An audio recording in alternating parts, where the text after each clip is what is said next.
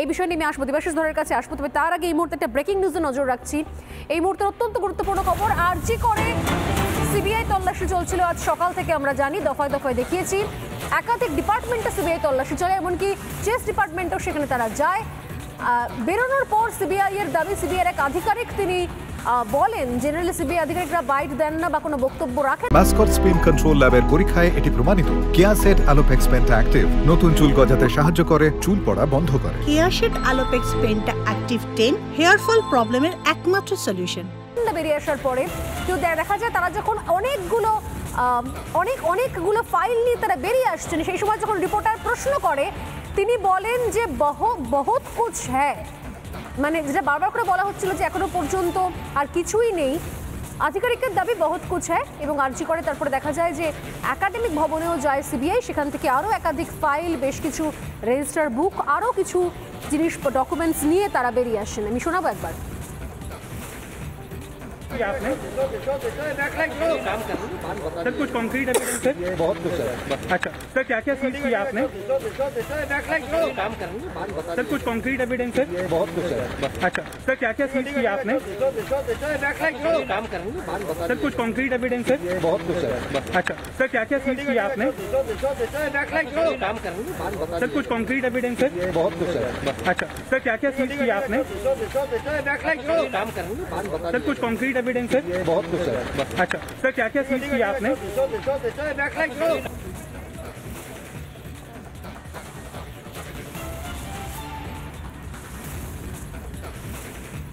আমি আসছি দেবাশিস ধরের কাছে। দেবাশিস, আপনার কি মনে হয়, আপনি দীর্ঘদিন ধরে একাধিক কেসের ক্ষেত্রে সরাসরি দেখেছেন যে কিভাবে তা সলভ করতে হয়, কিভাবে অপরাধী পর্যন্ত পৌঁছানো সম্ভব হয়। এক্ষেত্রে এই কেসটা যে জায়গায় দাঁড়িয়ে আছে সেই জায়গা থেকে আদেও এই ঘটনার কুলকিনারা করা সম্ভব? কারণ মানুষ জানতে চাইছে। 9ই আগস্টের ঘটনা, পাগলের মতো মানুষ রাস্তায় নেমেছে, প্রতিবাদ করেছে, জাস্টিস চেয়েছে, দফায় দফায় হেন কোনো জায়গা নিয়ে সেক্টর নেমে কিছুক্ষণ আগে বলছিলাম, তার সঙ্গে সাধারণ মানুষ, স্কুল ছাত্রী, কলেজ পড়ুয়ারা সবাই রাস্তায় নেমে পড়েছে। তাদের এখন এই সময় একটাই প্রশ্ন, এত দীর্ঘায়িত হচ্ছে বলেই তদন্ত, একটাই প্রশ্ন, কি জাস্টিস কি আদৌ পাওয়া যাবে? প্রকৃত অপরাধী কি আদৌ সামনে আসবে? আপনার কি মনে হয় প্রাক্তন পুলিশ অফিসার হিসেবে? দেখুন, এই কেসে দুটো খুব ইম্পর্টেন্ট ফ্যাক্টর আছে। একটা হচ্ছে motive of murder and number 2 is destruction of evidence.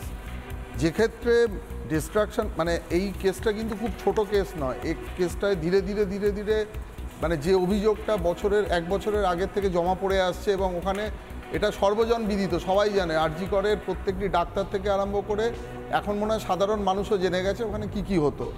তো এখানে যেখানে এই মোটিভ অফ মার্ডারের সাথে এতগুলো আরও বিভিন্ন রকমের কারাপশান যুক্ত আছে, সেটাকে যদি আমরা ইনভেস্টিগেশন করে বার করতে পারি, আর সঙ্গে সেইটাই কিন্তু মোটিভ অফ মার্ডারের কারণ যেটা আমরা অনুমান করছি, সেই মেয়েটি এই বিরুদ্ধে মুখ খুলেছিল বা মুখ খুলবে বলে তাদেরকে বলেছিল, সেখান থেকেই কিন্তু এই ঘটনার সূত্রপাত।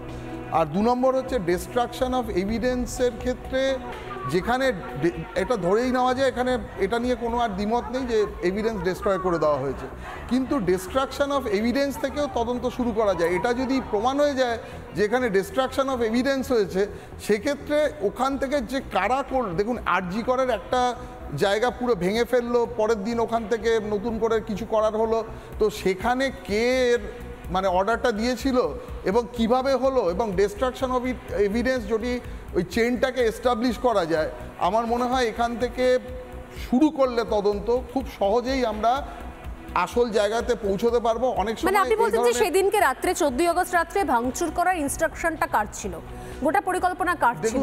যদি কানটানে মাথা অবধি পৌঁছানো যায়, সুপার হিসাবে সন্দীপ ঘোষ এই ব্যাপারে কোনোভাবে তার দায়ভার এড়াতে পারবেন না, কারণ কোনো হসপিটালে সুপারের কোনো রকম অর্ডার ছাড়া বা কোনো তার অ্যাডভাইস ছাড়া কোনো কাজ হয় না, হতে পারে না। তো সেক্ষেত্রে যখন এত বড় ঘটনাটা ঘটেছে, ডিস্ট্রাকশন অফ এভিডেন্স হয়েছে, এবং এটাই হচ্ছে এই মার্ডারটাকে মানে কেসটাকে আনার্ট করার সবথেকে বড় উপায়। তো সেক্ষেত্রে এইখান থেকে যদি তদন্ত শুরু করা যায়, যারা ভাঙলো তারা কার নির্দেশে ভেঙেছে, অবশ্যই সুপার তার জবাবদিহি করবেন, এবং সুপারকে পরবর্তীকালে কিভাবে, কোথা থেকে কোনো নির্দেশ এসেছিল কিনা, বা ওনার সেলফ ক্রিয়েটেড কিনা, এবং উনি কাকে কাকে বাঁচানোর জন্য বা কি ওনার যে লুপ হোল ছিল সেগুলোকে লোপাট করার জন্য এগুলো করেছেন, সেখান থেকে যদি তদন্ত স্টেপ বাই স্টেপ এগোনো হয়, আমার মনে হয় যে যে জায়গাটাতে পৌঁছানো সম্ভব, দেখুন সবসময় আমরা অবশ্যই ফরেন্সিক সায়েন্স বা ফরেন্সিক যে এভিডেন্সগুলো থাকে that is a conclusive evidence, কিন্তু যেহেতু এখানে এটা পাওয়া যাচ্ছে না, যেহেতু এখানে এগুলো নষ্ট করা হয়েছে, সেই জন্য আমরা এখানে সার্কামস্টেন্সিয়াল এভিডেন্স এবং এখানে সাক্ষ্য মানুষের যে এই যে চেনটাতে যখন আমরা যাব, এই পুরো চেনটাকে যদি এস্টাবলিশ করা যায়, আমরা অবশ্যই মোটিভ অফ মার্ডার এবং সঙ্গে এই যে মার্ডারটা হয়েছিল তার সাথে কারা কারা কারা যুক্ত আছে সেইখানে যদি পৌঁছে যাই, সেইখানে গিয়ে তারা যারা মার্ডার করেছিল তাদেরকেই তখন আমাদের অ্যানসারেবল মানে মানুষ থাকতে হবে ইনভেস্টিগেটিং এজেন্সির কাছে। তাহলে দেবাশিস বাবু, তাহলে সিবিআইটা করতে পারছে না কেন, এত সময় লাগছে কেন? সিবিআই একটা পদ্ধতিগত মানে একটা ওদের একটা পদ্ধতি থাকে, ওরা বা যারা সিবিআইয়ের এখন মানে হর্তাকর্তা মানে যারা রয়েছেন তারা একটা স্টাইল অফ এভিডেন্স নিয়ে, মানে আমার যে মানে মতধারা আছে, ওনারা হয়তো সেক্ষেত্রে ওই জায়গাটাতে পৌঁছানোর জন্য তার আগে বাকি ব্যাপারগুলোকে গুছিয়ে নিতে চাইছেন। কিন্তু এক্ষেত্রে যেটা মনে করা দরকার, এটা আমরাও দাবি রেখেছি যে অলরেডি তথ্য প্রমাণ লোপাট করার পরে এই কেসটি সিবিআইয়ের কাছে এসছে, ফলে এই ইনভেস্টিগেশনটা আরও শক্ত হয়ে গেছে। সেক্ষেত্রে এই ব্যাপারগুলো যত তাড়াতাড়ি করে নেওয়া যাবে এবং এই চেনটাকে এস্টাবলিশ করে দেওয়া যাবে, আমরা কিন্তু লক্ষ্যে আমি একটা বেসিক প্রশ্ন করছি, বেসিক প্রশ্ন, আমার প্রশ্ন নয়, মানুষের প্রশ্ন, সোশ্যাল মিডিয়া ছেয়ে গিয়েছে যে প্রশ্নে, পাবলিক যে প্রশ্ন করছে, একাধিক মিছিল যেগুলো আমরা কভার করছি সেখান থেকে একটাই প্রশ্ন যে হচ্ছে তো অভয় আর ধর্ষণ হত্যাকাণ্ডের তদন্ত, সেক্ষেত্রে সেই জায়গা থেকে কেন কোনো সদুত্তর পাওয়া যাচ্ছে না? বিষয়টা চলে যাচ্ছে কোথাও আর্থিক তজরূপ, দুর্নীতি, সন্দীপ ঘোষের বাকি কেলেঙ্কারির দিকে। তাহলে কোথাও কি এটা ডিস্ট্রাক্ট করা হচ্ছে না? মানে আসল জায়গা থেকে কোনো ক্রমশ তদন্তকারীরা সরে যাচ্ছেন না? কারণ বিষয় মানলাম আর্থিক তছরূপের বিষয় রয়েছে, অনেক একাধিক কেস রয়েছে, কিন্তু কিভাবে তাহলে এর সঙ্গে এটা লিঙ্ক করা যাবে? নাকি এটা আসলে যেহেতু তথ্য প্রমাণ নেই বলে ঘুরপথে সন্দীপ ঘোষকে কবজায় আনার চেষ্টা চলছে, যাতে পরবর্তীকালে তাকে দিয়ে স্বীকার করা যায়? কোনটা আপনার কি মনে হয়? দেখুন, যিনি প্রাণ দিয়ে গেলেন, মানে ওনার প্রাণের বিনিময়ে যে পরবর্তীকালে কত বড়, মানে উনি একটা চারা গাছ পুঁতে দিয়ে গেছেন, বৃক্ষ এখনো তার আকার নেয়নি। তো যে মানে এত উনি হয়তো তার প্রাণের বিনিময়ে আমাদের পুরো পশ্চিমবঙ্গকে একদিন বাঁচিয়ে দিয়ে যাবেন। ওনার প্রাণটা আমার মানে এত দুঃখজনক, কিন্তু সেটা যে কত বড় মানে আমাদের পরবর্তীকালে সমস্ত কিছু উন্মোচন করবে এবং ওনার প্রাণের বিনিময়ে আমরা হয়তো একদিন দেখতে পারি যে মানে আমরা হয়তো যে জিনিসটা আমরা ভাবিনি সেগুলো পরবর্তীকালে সামনে চলে আসবে।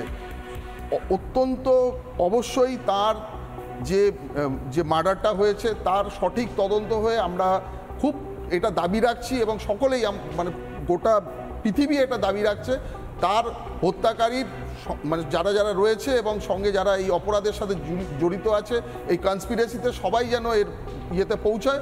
কিন্তু আমি আবার বলেছি, আমি যেখান থেকে আমার বক্তব্য শুরু করেছিলাম আমি সেখানেই আসছি, motive of murder and destruction of evidence দুটোকে এক করে এটা যা না করতে পারলে যে পুরো প্ল্যাটফর্মটা আজকে তৈরি করা হয়েছে, একটু আমাদের অপেক্ষা করতেই হবে এবং আমার মনে হয় ভবিষ্যতে এটা নিয়ে অনেক বড় কিছু আমরা অপেক্ষা করছি বেরোনোর জন্য। আমি আসছি আপনার কাছে। আমি